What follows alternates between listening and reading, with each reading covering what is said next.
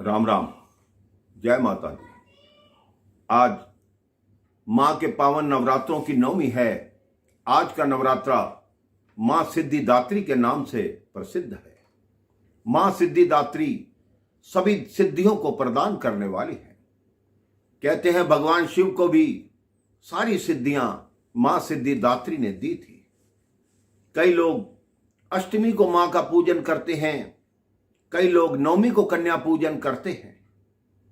तो आप जिन्होंने नवरात्र रखे हैं, चाहे नहीं रखे, जिन्होंने मां की पूजा की है, जिन्होंने भक्ति की है, अर्चना की है, नवमी के दिन मां की अच्छे से पूजा करें।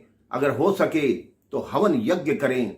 आपकी सब मनोकामनाएं मां सिद्धिदात्री पूर्ण करेंगी। आज की नवमी केवल मां सिद्धिदात्री की ही नहीं है, अपितु मर्यादा पुरुषोत्तम अखिलेश्वर जगदीश्वर अवध बिहारी प्रभु श्री राम के जन्म की नवमी के रूप में भी विख्यात है।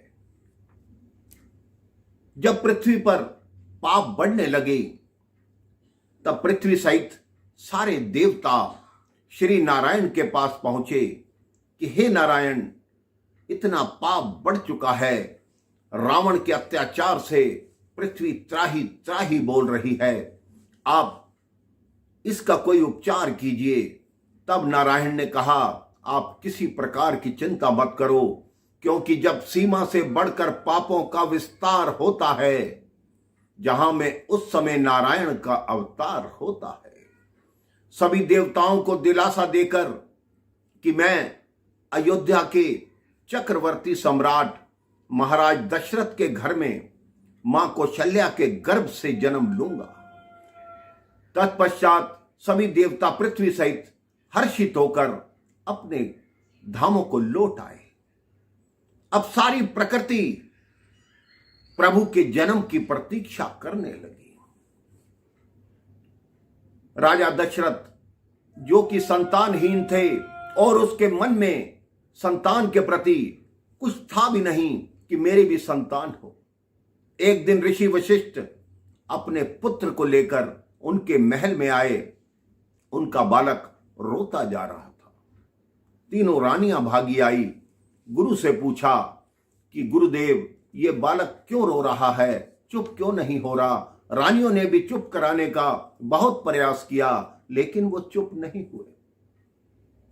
तब गुरु वशिष्ठ ने कहा, मेरा पुत्र इसलिए रो रहा है, वो कहता है कि राजा की कोई संतान नहीं है, तो मेरा यजमान कौन बनेगा। उस दिन से राजा दशरथ के मन में यह विचार आया कि यह बात सही है, मेरे साथ ही क्या रघुवंश समाप्त हो जाएगा, मेरे भी संतान होनी चाहिए। जब उन्होंने गुरु वशिष्ठ से निवेदन किया कि मेरे पास संपत्ति है, धन है, राज्य है, लेकिन संतान की कमी है, आप कोई ऐसा उपाय बताएं जिससे मेरे यहां संतान हो। तब ऋषि वशिष्ठ ने श्रृंगी ऋषि को बुलाया और उनसे पुत्र कामेष्टि यज्ञ करने का अनुरोध किया। पुत्र कामेष्टि यज्ञ हुआ, अग्निदेव प्रसन्न हुए। एक खीर का पात्र उन्होंने राजा को दिया कि जाके अपनी रानियों को खिलाओ। राजा वो खीर का पात्र लेके सबसे पहले आधा भाग रानी कौशल्या को दिया। जो बाकी बचा भाग था उसके 2 भाग किए, तो आधा भाग रानी कैकेयी को और आधा रानी सुमित्रा को दिया। ईश्वर कृपा से सभी रानियां गर्भवती हुई। जिस दिन से प्रभु गर्भ में आए, मानव प्रकृति की छटा ही बदलनी आरंभ हो गई। सरयू अमृत बहाने लगी। अयोध्या में कोई भी घर बनाने के लिए नींव खोदता है तो उसमें से रत्न और मणियां निकलने लगी। किसी ने मणियों से पूछा कि तुम क्यों अपने आप निकल रही हो, तो मणियों ने कहा, राजा दशरथ का जो पुत्र आ रहा है उनको संसार रघुवंश मणि कहकर पुकारेगा। पर्वत खुश है। किसी ने पर्वतों से पूछा कि तुम क्यों खुश हो, पर्वतों ने कहा, हमारी पुत्री नदियां एक बार हमसे बिछड़ती हैं, फिर सारा जीवन हमसे नहीं मिलती। हम इसलिए प्रसन्न हैं कि राजा का बेटा हमारे पत्थर ले जाकर सागर में रखेगा, हमारी सारी पुत्रियां हमसे वहीं मिल जाएंगी। तो विप्रधेनु सुर संत हित, लीन मनुज अवतार, निज इच्छा तर निर्मित तनु, माया गुण गोपार। प्रभु ने विप्र, धेनु और दीन के हित अवतार लेने का निर्णय किया। प्रभु ने जब से गर्भ में आए सोचा कि अब मैं उस रावण का वध अवश्य करूंगा। वो दिन निकट आ गया। जोग लगन ग्रहवार तिथि, सकल भय अनुकूल, चर अर अचर हर्ष जुत, राम जन्म सुख मूल। जोग बन गया, ग्रह सीधे हो गए, सम हो गए। मंगलवार नवमी तिथि, नवमी तिथि रिक्ता थी। कोई भी शुभ कार्य नवमी को नहीं करते थे, लेकिन जब से राम जी का जन्म हुआ तब से राम नवमी पूरे विश्व में प्रसिद्ध हो गई। दोपहर का समय था। सुर समूह विनती किए, पहुंचे निज निज धाम, जग निवास प्रभु प्रगटे, अखिल लोक विश्राम। वो समय हुआ तो नवमी तिथि मधुमास पुनीता, शुक्ल पक्ष अभिजित हरि प्रीता, मध्य दिवस अति शीत न घामा, पावन काल लोक विश्रामा। मां कौशल्या के कक्ष में एक दिव्य प्रकाश प्रकट हुआ। उस दिव्य प्रकाश में से चतुर्भुज रूप में श्री नारायण प्रकट हुए। इधर श्री नारायण प्रकट हुए, मां कौशल्या के हाथ जुड़ गए। उन्होंने कहा, ये तो प्रभु दर्शन दे रहे हैं। भगवान शिव ने स्तुति आरंभ की। क्या स्तुति आरंभ की?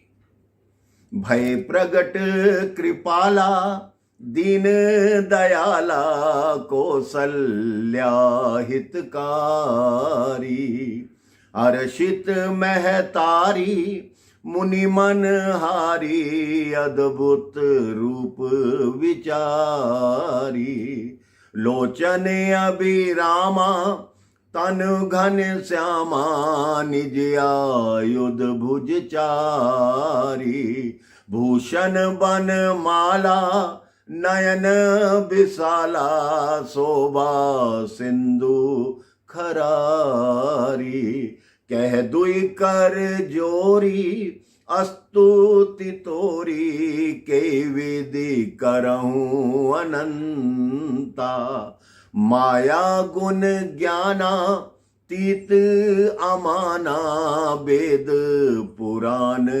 भनंता, करुणा सुख सागर, सब गुण आगर, जेहि गावई श्रुति संता, सो मम हित लागी, जने अनुरागी, भय प्रकट श्री कंता, ब्रह्मांड निकाया, निर्मित माया, रोम रोम प्रतिवेद कहे, मम उर्सो बासी, ये उपहासी, सुनत धीर मति थिर ना रहे, उपजा जब ज्ञाना, प्रभु मुस्काना, चरित बहुत विधि कीन चहे, कह कथा सुहाई, मातु बुझाई, जेहि प्रकार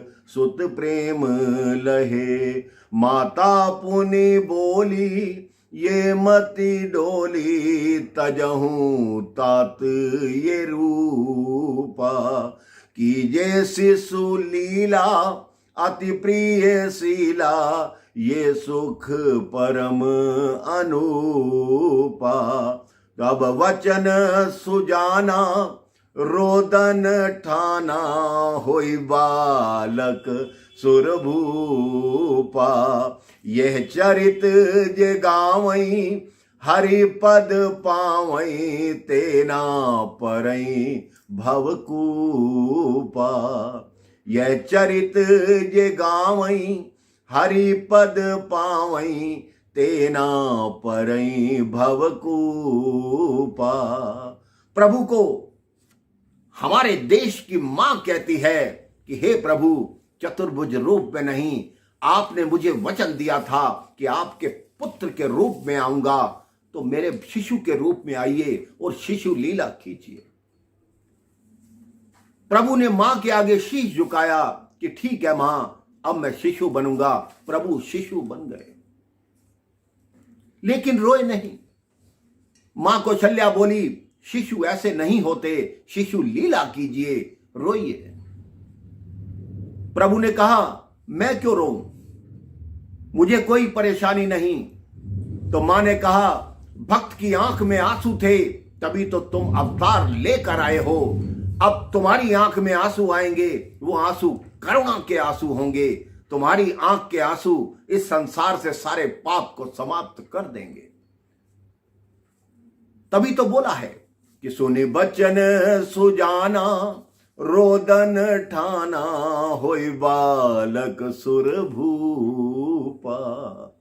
प्रभु ने रोदन ठान दिया और ऐसी माया कर दी कि मां कौशल्या ने जो भी भगवान श्री नारायण के दर्शन किए थे वो सब भूल गई। बाहर संदेश आ गया कि बधाई हो, महाराज दशरथ के लाला हुआ है। आप सब भक्तों को भी प्रभु श्री राम के प्रकटोत्सव की बहुत बहुत बधाई हो। जय श्री राम, जय जय श्री राम, जय जय श्री राम।